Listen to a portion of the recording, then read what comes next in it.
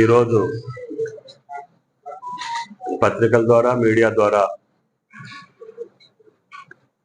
కొంతమంది ప్రముఖులు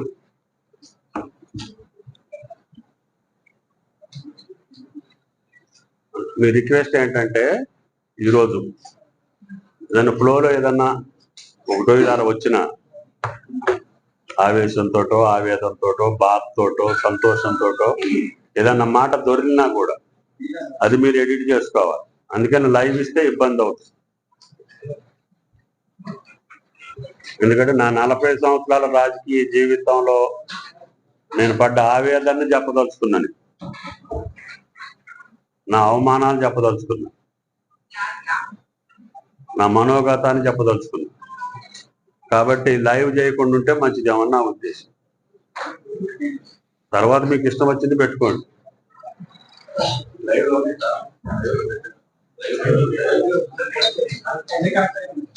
ఏమంటారు?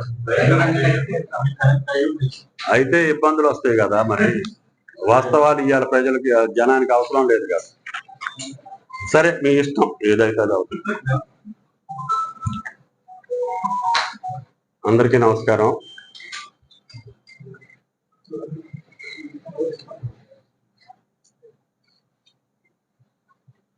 శ్రీరామచంద్రుని దయ వల్ల ఖమ్మం జిల్లా ప్రజల యొక్క ఆశీర్వాదంతో నేను అనేక సంవత్సరాలుగా ఈ రాష్ట్రంలో పూజ్యులు ఎన్టీ రామారావు గారి యొక్క పిలుపు మేరకి నాకు వచ్చినటువంటి అవకాశాన్ని అన్ని ప్రభుత్వాల్లో కూడా ఈ జిల్లాకి, రాష్ట్రానికి, ఉమ్మడి రాష్ట్రానికి కూడా ఎంతో కొంత నా భాగస్వామ్యం నేనున్నటువంటి శాఖల్లో చేసే అవకాశం ఆ భగవంతుడు మీరు నాకు కల్పించారు. అది పురస్కరించుకొని ఖమ్మం జిల్లాకి సంబంధించి సుదీర్ఘ ప్రయాణం చేస్తున్నటువంటి గోదావరి తల్లిని ఈ జిల్లా వాడుకోలేకపోతా ఉంది. కొన్ని వేల టీఎంసీ నీళ్లు మన పక్క నుంచే పోయినా కూడా ఖమ్మం జిల్లా భూభాగాన్ని తాకట్లేదు. కాబట్టి నాకు అవకాశం వచ్చినప్పుడల్లా ఆనాటి ప్రధానమంత్రుల్ని, ఎందుకంటే ఆనాడు రాష్ట్ర ప్రభుత్వం యొక్క బడ్జెట్ అతి తక్కువ ఉండేది, ఇరిగేషన్ బడ్జెట్ కేవలం 1000 కోట్లే ఉండేది.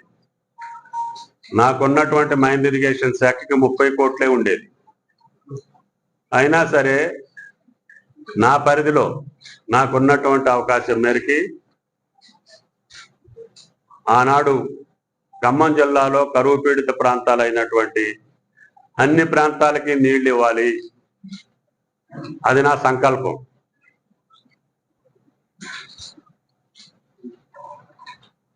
దాన్ని పురస్కరించుకొని నేనున్నటువంటి ప్రభుత్వంలో ఆనాటి ముఖ్యమంత్రుల్ని నాకు వీలైన కాడికి వాళ్ళతోటి ఒప్పించి గోదావరి జలాలు తీసుకురావాలని చెప్పి పట్టుబట్టి దుమ్మగూడెం ప్రాజెక్టు దగ్గర మనకి లిఫ్ట్ చేసుకునే అవకాశం ఉందని చెప్పి ఆనాడు 97, 96 ఇరిగేషన్ మినిస్టర్గా దుమ్మగూడెం ప్రాజెక్టుని ప్రతిపాదించారు.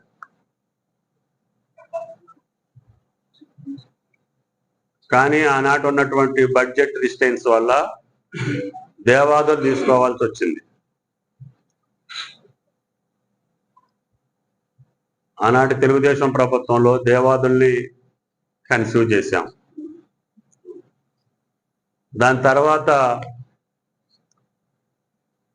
రాజశేఖర రెడ్డి గారి ఆధ్వర్యంలో ఆ దుమ్మగూడాన్ని ఇందిరాసాగర్, రాజీవ్ సాగర్ గా 2 భాగాలుగా విభజించడం జరిగింది.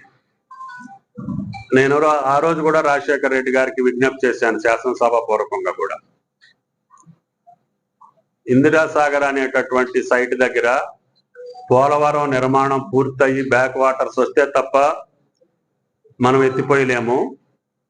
కాబట్టి దుమ్మగూడెం దగ్గర కాటన్ కట్టినటువంటి బ్యారేజ్ ఉంది కాబట్టి అక్కడి నుంచి లిఫ్ట్ చేస్తే అటు సత్తుపల్లి ట్రంక్ కానీ ఇటు జూలూరుపాడు అదేవిధంగా పాలేరు ట్రంక్ కూడా వచ్చే అవకాశం ఉంటుంది, ఆలోచన చేయండి అని చెప్పాను. ఆనాటి రాజకీయ పరిస్థితుల్లో ఆయన గారు రెండింటికి టెండర్లు పిలిచారు. కేవలం మెషినరీ మాత్రం వచ్చింది, పంపులు పైపులు మాత్రమే. అవి మళ్ళీ నేను మంత్రి అయ్యేదాకా అడవులలోనే ఉన్నాయి. ఆయన గారు దురదృష్టవశాత్తు మరణించటం, ఆ ప్రాజెక్టుకి తిలోదకాలు రావటం జరిగింది. అయినా నేను మళ్ళీ ఖమ్మం శాసనసభ్యుడిగా ఆ ప్రాజెక్టు కోసం పాదయాత్ర కూడా చేసి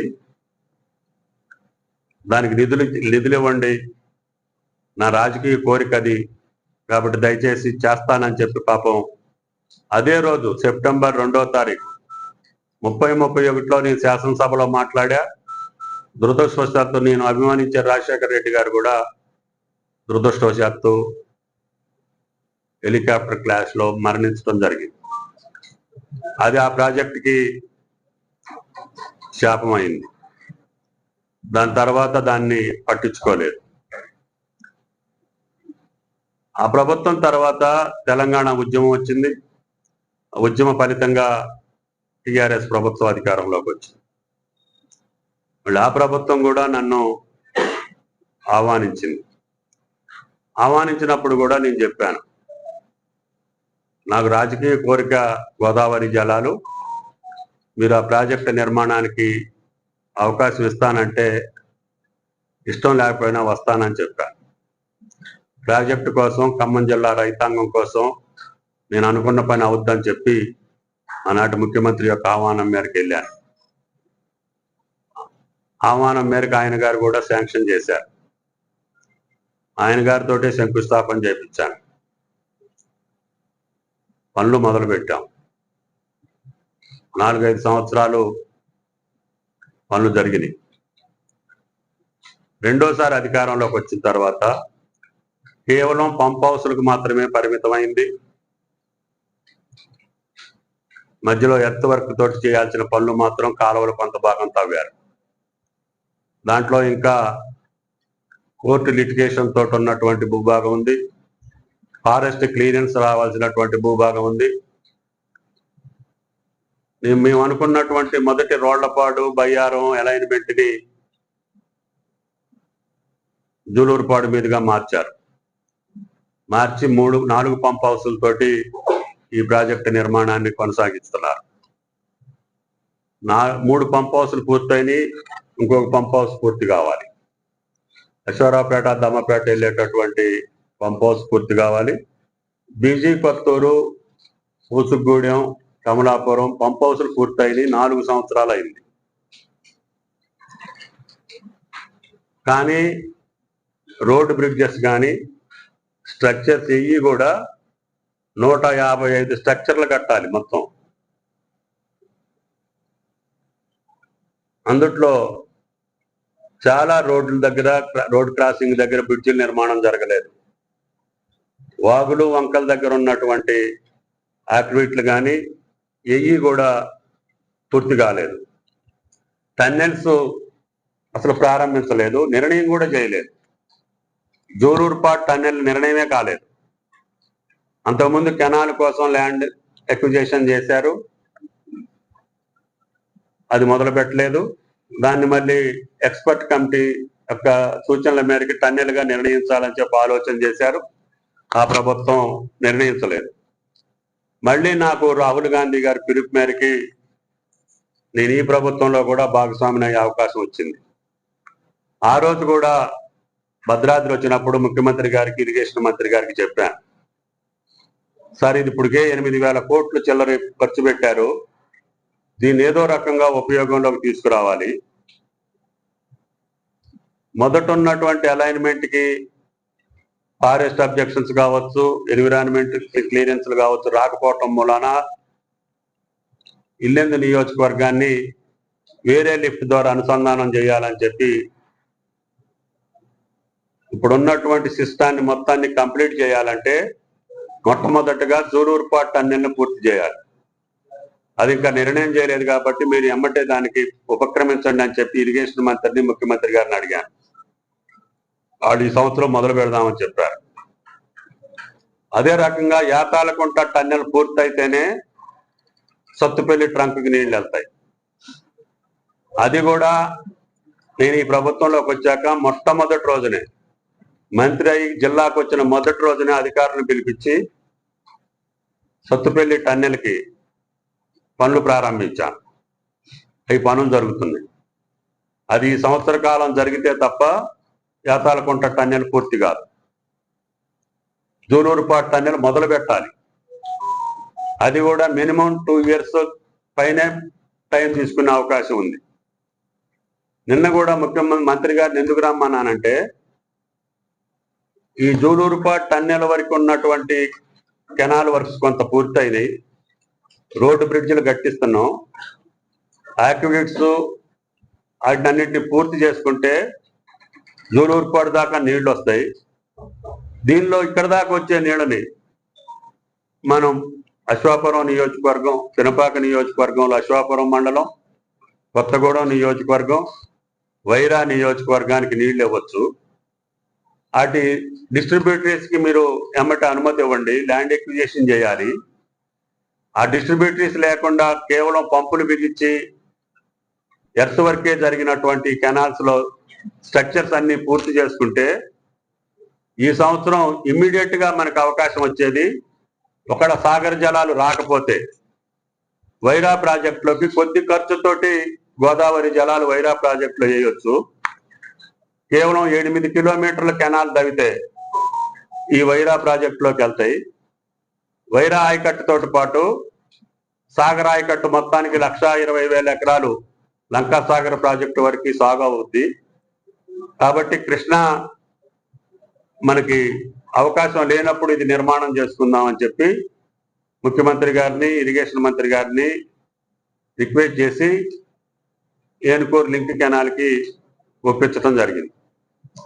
అక్కడ రైతులు పాపం ప్రభుత్వం మీద, ముఖ్యమంత్రి మీద నమ్మకం ఉంచి ఈ రోజు వరకు వాళ్ళకి 1 పైసా ఇవ్వకపోయినా, ఎంత ఇస్తానో చెప్పకపోయినా రైతులోకి నీళ్లు వెళ్తాయి, మా భూమి పోయినా మాకు ప్రభుత్వం ఆదుకుంటుందనే విశ్వాసం, నమ్మకంతో సుమారు 120-150 ఎకరాలు ఈ కాలువ కోసం రైతులు త్యాగం చేశారు.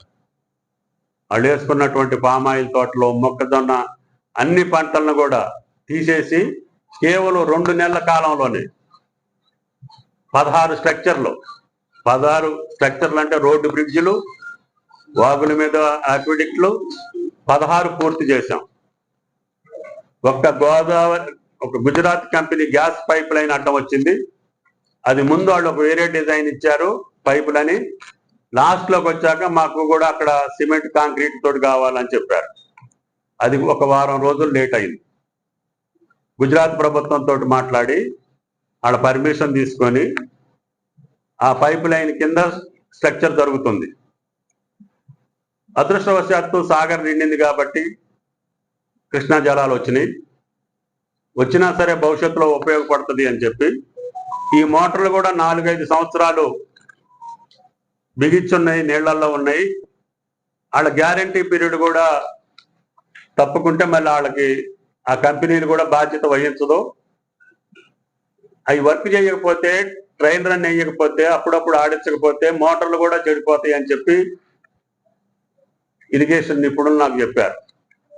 ఇప్పటికే 4-5 సంవత్సరాలు అయిందండి ఆ మోటార్లు బిగించి.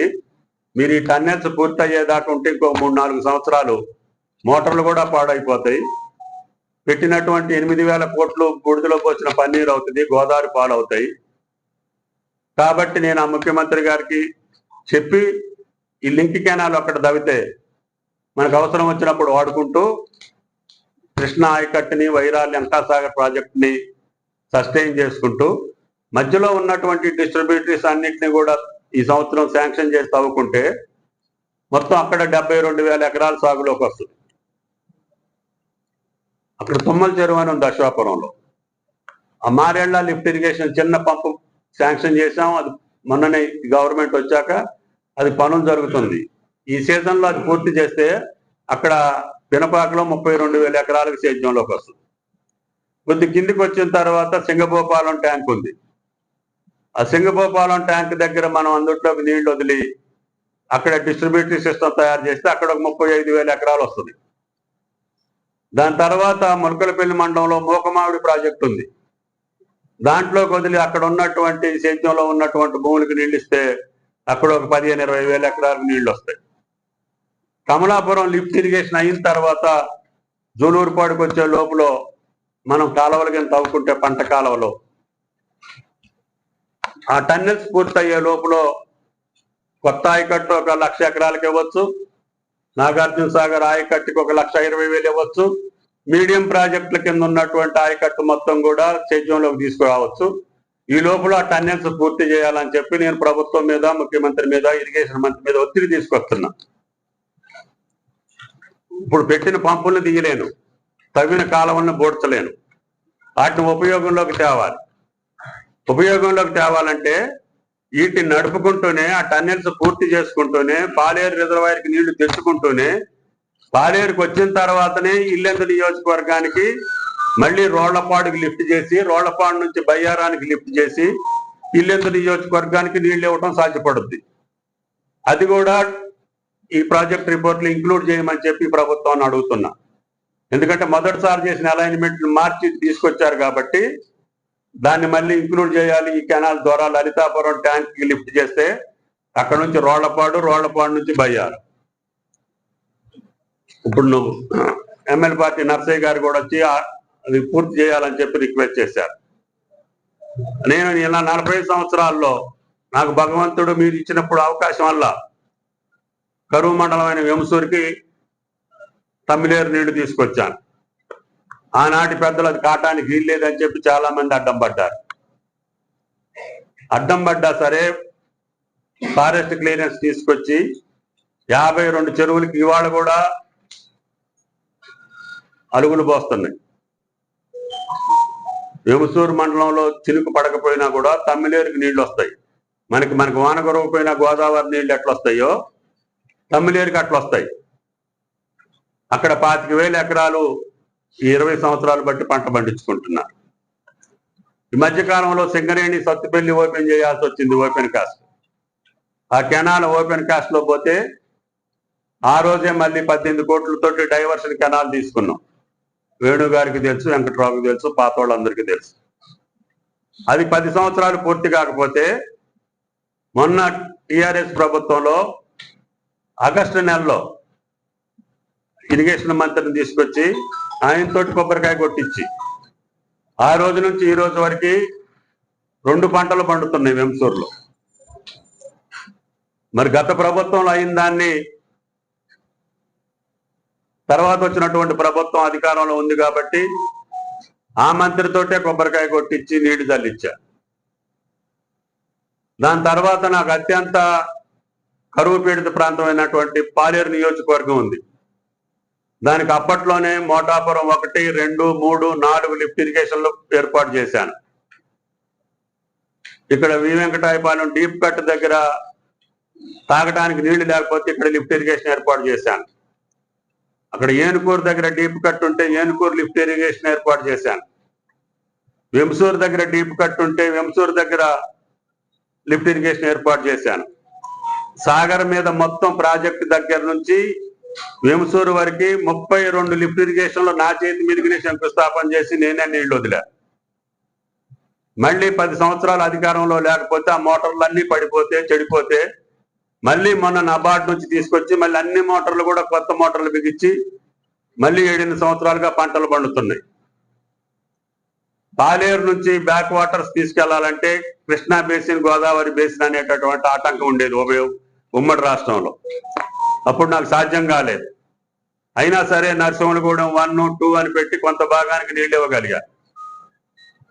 కానీ నాకు తెలంగాణ రాష్ట్రం ఏర్పడ్డాక పాలేరు నుంచి ఇమ్మీడియట్ గా లిఫ్ట్ చేసి ఎస్ఆర్ఎస్పి కెనాల్లో వేస్తే 76,000 ఎకరాలు పాలేరు నియోజకవర్గంలో నీటిపారుదల వస్తుందని చెప్పి ఆ రాజు ప్రభుత్వాన్ని ఒప్పించి ముఖ్యమంత్రిని ఒప్పించి ఇదే పెద్ద మనిషితోటి ఆ పనులు చేపించాను. ఈ ఆటకి దగ్గరగా 7-8 సంవత్సరాలు 6-7 సంవత్సరాలు పాలేరు రూపురేఖలు మారిపోయినాయి. తాగటానికి నీళ్ల కోసం చుట్టాలిళ్ళకి పోయేటటువంటి పరిస్థితి, పశువులకి నీళ్లు పెట్టుకోవటానికి ఊళ్ళు వదిలిపెట్టి ఆవులు ఎడ్లు తోలుకొని చుట్టాలిళ్ళ కాడ బతికేటటువంటి పరిస్థితి, భరోసా లేనటువంటి బతుకు, పంట చేతికి రాదనే భయంతో అప్పులు తీర్చలేనటువంటి తిరుమలాయపాలెం మండలం. అటువంటి మండలాన్ని సస్యశ్యామలం చేసినటువంటి సంతృప్తి నాకుంది. ఈనాడు ఈ ఖమ్మం జిల్లాలో అత్యంత ఖరీదు కలిగినటువంటి మండలాలు ఏమన్నా ఉంటే ఎకరం 40 లక్షలు 50 లక్షలు రోడ్లు అమ్మటి 1 2 కోట్లు 5 కోట్లు పలుకుతుందంటే అది కేవలం పాలేరు వేంసూరు మండలాలు అని చెప్పి కూడా మీకు ఈ సందర్భంగా మనం చేస్తున్నాం. నాకు ప్రజల పరంగా సంతృప్తి ఉంది. కానీ ఈరోజు మాట్లాడే నాయకులతోటి ప్రజలను గందరగోళంలో పెట్టాలని, దాని ద్వారా రాజకీయ లబ్ధి పొందాలని అనాలోచితంగా నేను అభిమానించేటటువంటి వ్యక్తులు కూడా ఈరోజు పేపర్లో వచ్చినటువంటి మిత్రులు, మాజీ ఇరిగేషన్ మంత్రులు, మాజీ ఆర్థిక మంత్రి ఆయన గారు కూడా ఈ పథకం పట్ల ఆయన మాట్లాడిన తీరు, ఇప్పుడు పూర్తయింది కేవలం పంప్ హౌస్లు 3 మాత్రమే, టన్నెల్స్ పూర్తి కాకుండా, ఈ 155 స్ట్రక్చర్లు పూర్తి కాకుండా, ఫీల్డ్ ఛానల్స్ లేకుండా, డిస్ట్రిబ్యూటరీస్ లేకుండా 1 ఎకరానికి కూడా నీళ్లు రావు. రావాలంటే ఇంకొక 5 సంవత్సరాలు కావాలి, ఇంకొక 10,000 కోట్లు కావాలి. అప్పుడు దాకా వేచి ఉండకూడదనే ఉద్దేశంతో ఈనాటి ప్రభుత్వంలో ముఖ్యమంత్రిని ఒప్పించి, ఇరిగేషన్ మంత్రిని ఒప్పించి 2 సార్లు పిలిపించి ఈ పథకం తీసుకున్నా తప్ప నేను బటన్ నొక్కటానికి కాదు. నా జీవిత కోరిక కాబట్టి ఆ ప్రాజెక్టులో అడ్వైజర్ అయిన పెంటారెడ్డి గారు ఆయనతోటి నొప్పించి అక్కడ ప్రజాప్రతినిధులతోటి కొబ్బరికాయ కొట్టించా. నేను ప్రేక్షకులకు మాదిరిగా నుంచున్నా. రాష్ట్ర మంత్రిగా ఉండి కూడా ఆ నీళ్లు చూడాలనే తాపత్రయంతో వెళ్ళా తప్ప నేను ప్రచారం కోసమో క్రెడిట్ కోసమో ఈ ప్రాజెక్టుల నిర్మాణం చేయలేదు.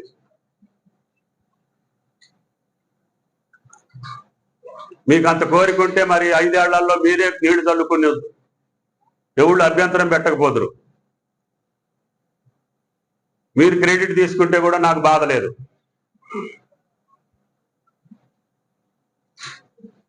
ఐదు సంవత్సరాలు దీని మీద దృష్టి పెట్టలేదు. దానివల్ల ఫారెస్ట్ క్లియరెన్స్ లేదు, టన్నెల్స్ లేవు, స్ట్రక్చర్స్ లేవు, 8,000 కోట్లు ఖర్చు అయింది. దీన్ని ఏదో రకంగా పూర్తి చేపియాలి అని చెప్పి నేను ఈ ప్రభుత్వంలో భాగస్వామిని అయ్యా తప్ప నాకు ఎకరం పొలం కూడా ఈ ప్రాజెక్టు కింద లేదు. వైరా ప్రాజెక్టుకి, లంకాసాగర్ ప్రాజెక్టుకి తీసుకెళ్తుంటే కొన్ని రాజకీయ పార్టీలు సత్తుపల్లికి తీసుకెళ్ళడానికి ప్రయత్నం చేస్తున్నారని. ఇప్పుడు నాది సత్తుపల్లి కాదు, నాది ఖమ్మం. అట్లా అనుకుంటే నేను తీసుకొస్తే రఘునాథపాలెం మండలానికి తెచ్చుకోవాలి.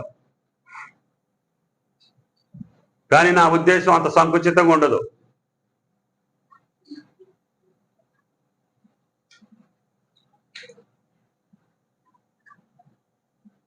నేను కీర్తి కోసమో, ప్రతిష్ట కోసమో, ఫ్లెక్సీల కోసమో, ప్రకటనల కోసమో, ప్రచారం కోసమో బతికే మనిషిని కాదు.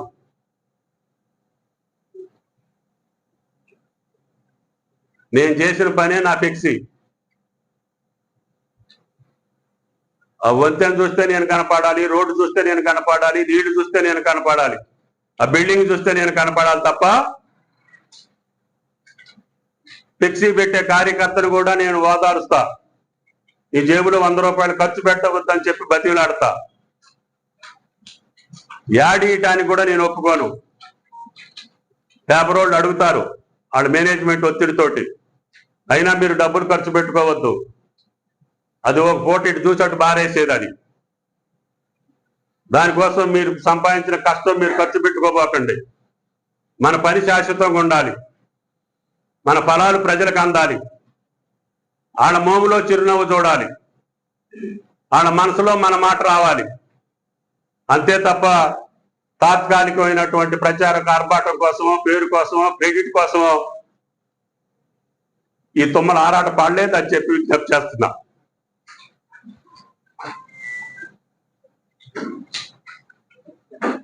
అట్లా అనుకుంటే పూజ్యులు ఎన్టీ రామారావు గారి దయ వల్ల తెలుగు రంగంలో పార్టిసిపేట్ చేసే అవకాశం వచ్చింది. ఉమ్మడి రాష్ట్రంలో చారిత్రకమైనటువంటి ప్రాజెక్టులు, ఆ రోజు రాయలసీమ ఉద్యమం వస్తే ఆంధ్రీనేవా, గాలేరు నగరి, తెలుగు గంగ ఆ పథకాల్లో భాగస్వామ్యం అయ్యేటటువంటి అవకాశం వచ్చింది, శంకుస్థాపనలు చేపించే అవకాశం వచ్చింది.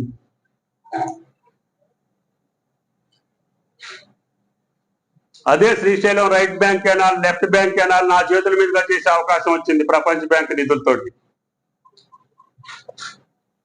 ఆసియాలో కల్లా ఎత్తైనటువంటి ఎత్తిపోతల పథకం ఈరోజు SLBC Elimineti Madhava Reddy lift irrigation 3 సంవత్సరాల కాలంలో పూర్తి చేసి నీళ్లు వదిలి నా మాట నిలబెట్టుకున్న ఆ రోజున.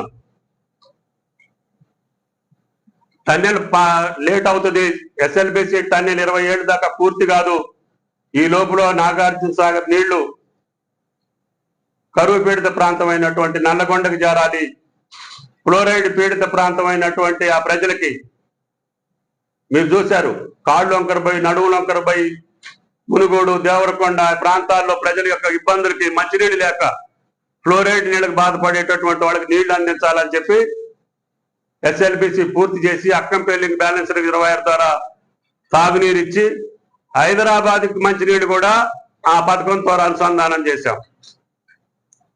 2 లక్షల ఎకరాలకి SLBC ద్వారా సాగునీరు ఇచ్చాం.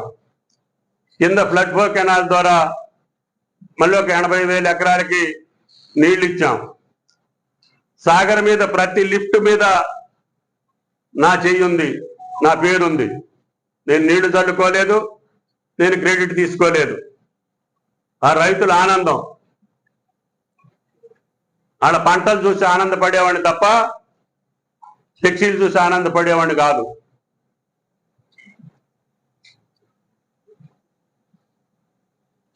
ప్రజాస్వామ్యంలో ఎవళ్ళు అధికారంలో ఉంటే వాళ్ళు ఆ పనులు పూర్తి చేసే బాధ్యత తీసుకుంటారు తప్ప, మరి ఆ రోజున హైదరాబాద్కి గోదావరి జలాలు వచ్చినాయి, ఎల్లంపేరు నుంచి మంచినీళ్లు. ఆనాటి ప్రభుత్వంలో ఉన్న పెద్దలు నెత్తి మీద నీళ్లు తడుకున్నారు.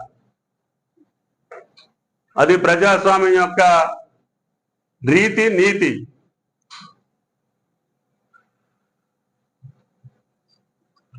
దాన్ని కూడా అర్థం చేసుకోకుండా మేం చేస్తే మీరు తీసుకున్నారు, మేం చేస్తే మేము తీసుకున్నారు, ఇది మాది, ఇది మీది అంటే ప్రజాస్వామ్యంలో మాది మీది ఉండదు, ప్రజలది ఉంటది. ఈ ఆస్తి ప్రజలది. వాళ్ళ కష్టంతో, వాళ్ళ రక్తంతో, వాళ్ళ చెమటతో వచ్చినటువంటి నిధులతోటి నిర్మాణం చేసినటువంటి ప్రభుత్వ కార్యక్రమాలు తప్ప నీ సొంతం నా సొంతం ఉండదు. ప్రజలు ఎవరిని గద్దెనెక్కిస్తే వాళ్ళు చేసే అధికారం ఉంటుంది వాళ్ళకి. మరి నేను ఆ రోజున అలైన్మెంట్ చేసి ORRకి ల్యాండ్ ఎక్విజేషన్ చేసి పనులు ప్రారంభించే టయానికి రాజశేఖర రెడ్డి గారి ప్రభుత్వం వచ్చింది. ఆయన గారి హయాంలో ORR పూర్తయింది. కొద్దిగా మిగిలిపోతే కోయిలకండ్ల దగ్గర TRS ప్రభుత్వంలో కూడా పూర్తి చేశాం. మరి దానికి మనం దాని మీద జరగొద్దా? మరి దాని మీద కూడా మనం రుయ్యి అని తిరుగుతున్నాం కదా. రాజశేఖర రెడ్డి గారు చేసింది, చంద్రబాబు గారు కన్సీవ్ చేసింది, మనం ఎట్లా తిరుగుతున్నాం? మెట్రో రైలు ఆ రోజు కన్సీవ్ చేస్తే మన ప్రభుత్వంలో ఇక్కడ పూర్తయినప్పుడు ప్రధానమంత్రి గారితో మనం కూడా ఎక్కి తిరిగాం కదా మెట్రో రైలు. మరి వాళ్ళు చేసిన దాన్ని మనం ఎట్లా తిరుగుతాం? అందుకని ప్రజాస్వామ్యంలో నాది నీది ఉండదు, మాది మీది ఉండదు. ప్రజల నిర్ణయం, ప్రజల ఆస్తి, ప్రజల కష్టం, ప్రజల ట్యాక్స్ ఈ ఆస్తులు ప్రజలే తప్ప నీ సొంతం నా సొంతం కాదు, నీది నాదంటానికి లేదు. నా విధానం ఏంటంటే ఉన్నదాన్ని వెంటనే సద్వినియోగంలో తీసుకొస్తే ఏమి లాభం? ఇప్పుడు ఆ భక్త రామదాసు రేపు పాలేరుకి నీళ్లు వచ్చిన తర్వాత భక్త రామదాసు ఉపయోగంలోకి రాకపోవచ్చు, కానీ దానికి పెట్టిన 60 కోట్ల ఖర్చు ఇప్పటికే 60,000 కోట్లు వచ్చినాయి వాళ్ళ పంటల మీద. 7 సంవత్సరాలు 2 పంటలు పండించుకుంటున్నారు. ఆ రోజు తాగటానికి నీళ్లు, పశువులకు నీళ్లు అడిగినటువంటి రైతులు ఈ రోజు నాకు ఫోన్ చేసి కొద్దిగా ఆపండి మోటార్లు, మేము పొలాలు కోసుకోవాలా, బురద అవుతుందని చెప్పి రిక్వెస్ట్ చేస్తున్నారు. అది నా ఆలోచన తప్ప అశాశ్వతంగా ఉండేటటువంటి ప్రకటనల కోసం, కీర్తి కోసం, క్రెడిట్ కోసం నేను తాపత్రయపడనని చెప్పి ఆ పెద్దలకు విజ్ఞప్తి చేస్తున్నా. కొంతమంది స్థానిక పెద్దలు కూడా ఈ నీళ్లు అడ్డుపోతాయి, ఈ నీళ్లు ఇడిపోతాయి, ఈ నీళ్లు అక్కడికి కావాలని అడుగుతున్నారు. నా కోరిక 10 నియోజకవర్గాలకు వెళ్ళాలనే కోరిక తప్ప అటు తీసుకెళ్లిన రైతులే, ఇటు తీసుకెళ్లిన రైతులే, ఎక్కడిచ్చినా రైతులే. రైతుల పొలాలకు నీళ్లు వెళ్ళాలనే కోరిక ఉంటుంది తప్ప నేను రాజకీయ పార్టీల పరంగా అభివృద్ధి కార్యక్రమాలు చేసే అలవాటు నాకు లేదు. నా జిల్లా, నా రాష్ట్రం, నా దేశం బాగుండాలని చెప్పి కోరుకుంటా. నేను నా ఫస్ట్ ప్రయారిటీ నన్ను నమ్మిన ప్రజల కోసం నా నియోజకవర్గం చూస్తా, ముందు నా జిల్లా చూస్తా, నా రాష్ట్రం చూస్తా, నా దేశం చూస్తా. లేకపోతే గుండాలు రోడ్లు వేయాల్సిన అవసరం లేదు. అక్కడ నిమ్మవాగు లేకపోతే భీమునిపాదం చెరువులు పోయాల్సిన అవసరం లేదు. తులారం ప్రాజెక్టు కట్టాల్సిన అవసరం లేదు. తాలిపేట పూర్తి చేయాల్సిన అవసరం లేదు. పాలెం వాగును కట్టాల్సిన అవసరం లేదు. 3 కుంట వాగు కోసం ప్రయత్నం చేయాల్సిన అవసరం లేదు. ప్రగళ్ళపల్లి లిఫ్ట్ ఇరిగేషన్ అడగాల్సిన అవసరం లేదు. వైరా ప్రాజెక్టుకి నీళ్లు తెచ్చే అవసరం లేదు. కానీ ప్రజాస్వామ్యంలో సామాన్యుడైనటువంటి నన్ను ఈ స్థాయికి తీసుకొచ్చిన ప్రజల రుణం తీర్చుకోవటానికే చేస్తా తప్ప మీ మెప్పు కోసమో, మీ కీర్తి కోసమో, మీ యొక్క చప్పట్ల కోసమో నేను రాజకీయంగా పనిచేయను. ఏ పార్టీలో ఉన్నా పనిచేసే రాజకీయ నాయకుడిని అభిమానించే తత్వం, విశ్వసించే తత్వం, నమ్మకం ఉంచే తత్వం, వాళ్ళని ఎప్పుడు కూడా పన్నెత్తి మాట అనలేదు. నేను జలగ వెంగళరావు గారు చేశారు, నాకు ప్రత్యర్థి అయిన రోజుల్లో కూడా ఆయన గారు నేను మాట్లాడలేదు. ఎందుకంటే ప్రజాభిమానంతో ఆయన పనులు చేశారు కాబట్టి అటు కొనసాగించాలని ప్రయత్నం చేశాను. ఆయన వెంసూరు లిఫ్ట్ ఇరిగేషన్ శంకుస్థాపన చేస్తే నేను పూర్తి చేశాను. ఆయన సొంతూరు బయ్యన్నగూడానికి నీళ్లు కావాలంటే నేను లిఫ్ట్ పెట్టాను. బోడిపొడి గారి ఊరికి కరెంట్ లైట్లు వేసి దారి వేశాను. రజబల్లి గారి ఊరికి దారి లేకపోతే రోడ్డు వేసి లిఫ్ట్ ఇరిగేషన్ పెట్టాను. మంచిగంటి గారి ఊరికి దారి లేకపోతే కాచిరాజగూడానికి రోడ్డు వేశాను. ఇట్లా ఆనాటి కష్టపడ్డటువంటి ప్రజల కోసం త్యాగం చేసిన మహానుభావుల కోసం వాళ్ళు తలపెట్టిన కార్యక్రమాలు పూర్తి చేస్తా తప్పితే ఈ లఫంగి రాజకీయాలు నాకు అవసరం లేదు.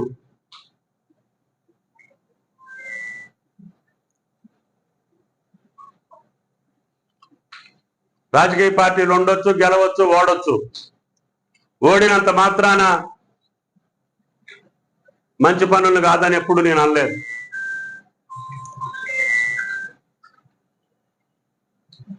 నేను అడిగాను, ఆనాటి ప్రభుత్వం శాంక్షన్ చేసిందని చెప్పాను. గత 5 సంవత్సరాలు పనులు నత్తనడక నడిచినాయి అని చెప్పాను. అలైన్మెంట్ మార్చారని చెప్పాను. టన్నెల్స్ మొదలు పెట్టలేదని చెప్పాను. స్ట్రక్చర్లు కట్టలేదని చెప్పాను. కేవలం మోటార్లు తెచ్చి బిగించారు. అవి పని చేయకపోతే పాడైపోతాయి అనే తపన తప్పితే, నీళ్లు రావాలనే ఆరాటం తప్పితే నాకు వేరేది లేదు అని చెప్పి ఆ పెద్ద మనుషులకు విజ్ఞప్తి చేయదలుచుకున్నా. మీరు ఒకవేళ మీరు నీళ్లు చల్లుకోవాలనుకుంటే రేపు 15వ తారీఖున రాండి, మీ నెత్తిని కూడా నీళ్లు చల్లే బాధ్యత నాది. ఒకవేళ ఆ క్రెడిటే మీకు కావాలంటే ఆ డయాస్ మీదకి రాండి, మీరు ఏం చేశారో చెప్పేటటువంటి బాధ్యత నాది. అది వెంకటరావు గారు చేసిన పథకాలు పూర్తి చేశా, తాలిపేరుని. రాజశేఖర రెడ్డి గారు చేసిన పనులు పూర్తి చేస్తున్నా. తర్వాత వచ్చినటువంటి ముఖ్యమంత్రులు చంద్రబాబు నాయుడు గారు చేసిన పనులు పూర్తి చేస్తున్నా.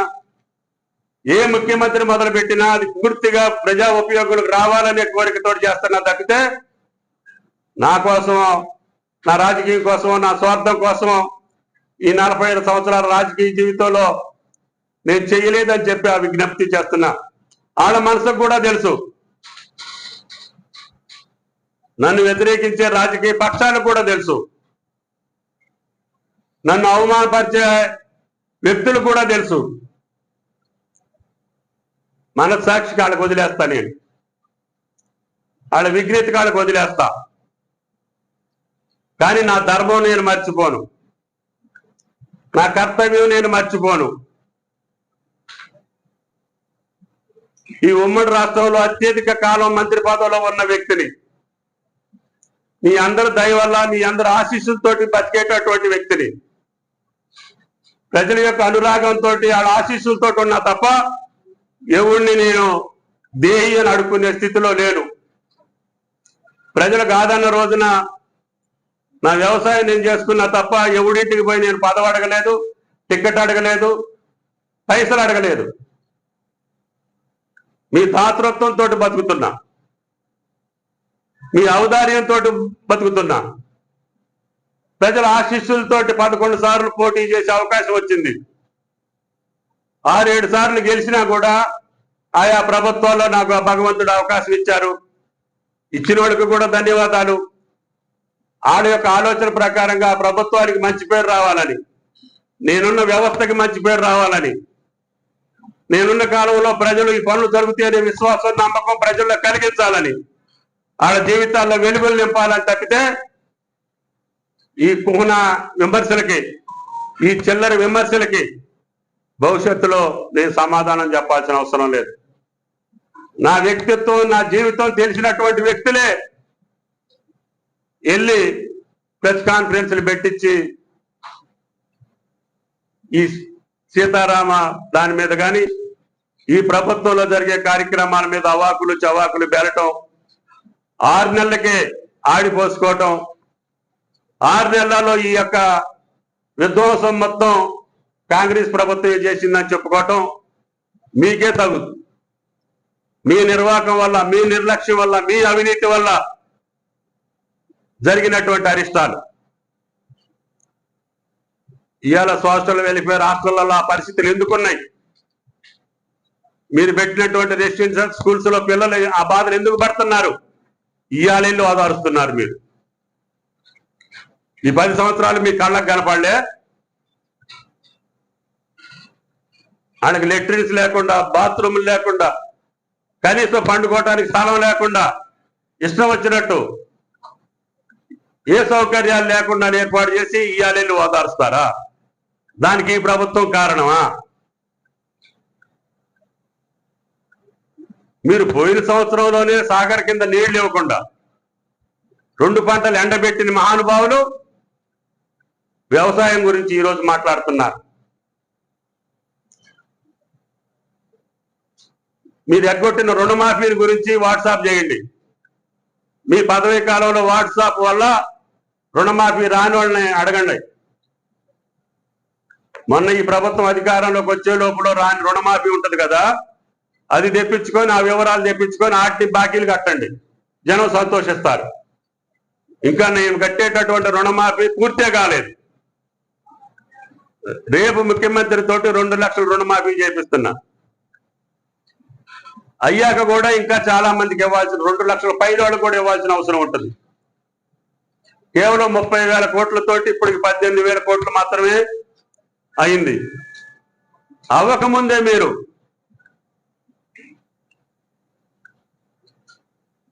అధికారం పోయిందని చెప్పి ప్రతి విషయాన్ని రాజకీయం చేసి ప్రజల్లో మీరు పలసపెడుతున్నారు తప్పితే ప్రజలకు మొత్తం తెలుసు. తెలుసుకొనే మన నిర్ణయించారు. పార్లమెంట్ లో కూడా సక్రమమైన నిర్ణయమే చేశారు. దాన్ని దృష్టిలో పెట్టుకోకుండా విఘ్నులైనటువంటి మీరు, 10 సంవత్సరాలు పాలనలో ఉన్నటువంటి మీరు, ఈ జరిగే కార్యక్రమాలకి సూచనలు ఇవ్వండి, సలహాలు ఇవ్వండి, మేలైన పద్ధతులను అవలంబించేటట్టుగా మీరు ఇవ్వండి తప్ప మీరు చేసినటువంటి అరాచకానికో, అరిష్టానికో, అవినీతికో, మూలమైనటువంటి సమస్యల పరిష్కారం కోసం ప్రయత్నం చేసేటటువంటి ప్రభుత్వానికి అవకాశం ఇవ్వండి అని చెప్పి అడుగుతున్నాం. ఒకవేళ ఈ ప్రభుత్వాలు తప్పు చేస్తే శిక్ష వేసేది ప్రజలు. ఎవరికైనా వాళ్ళ నిర్ణయమే శిరోధార్యం. అది గమనించండి. మీరు చేసిన తప్పులన్నింటినీ తీసుకొచ్చి ఈ ప్రభుత్వానికి రాయాలంటే అది అంటదు అని చెప్పి కూడా విజ్ఞప్తి చేస్తున్నా.